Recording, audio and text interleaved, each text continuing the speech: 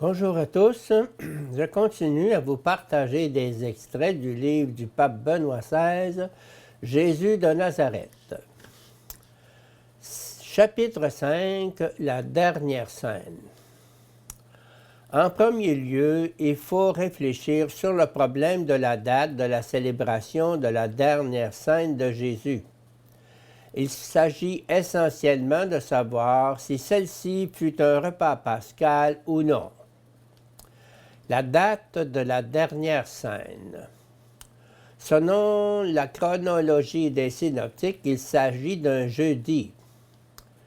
Cette chronologie est compromise par le problème que le procès et la crucifixion de Jésus auraient eu lieu au cours de la fête de la Pâque, qui, cette année-là, tombait un vendredi. Tournons-nous maintenant vers la chronologie joannique. Jean veille avec soin à ne pas présenter la dernière scène comme une scène pascale.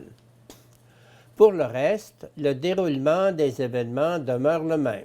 Jeudi soir, la dernière scène de Jésus avec ses disciples, qui cependant n'est pas une scène pascale. Vendredi, veille de la fête et non la fête elle-même, le procès et l'exécution capitale. Samedi, le repos du sépulcre, dimanche, la résurrection.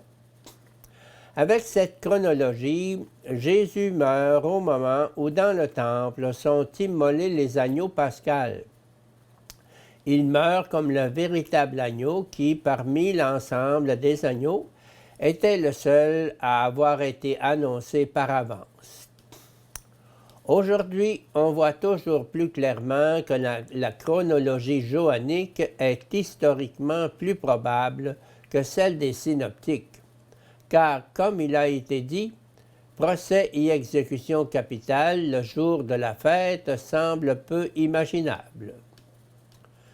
John P. Mayer arrive au résultat qu'il faut choisir entre la chronologie synoptique et la chronologie joannique, et il montre, selon l'ensemble des sources, que la décision doit être en faveur de Jean.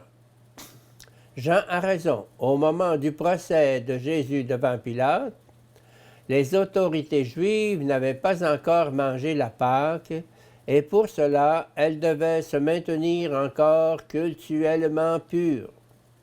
Il a raison, la crucifixion n'a pas eu lieu le jour de la fête, mais la veille. Cela signifie que Jésus est mort à l'heure à laquelle les agneaux pascals étaient immolés dans le temple.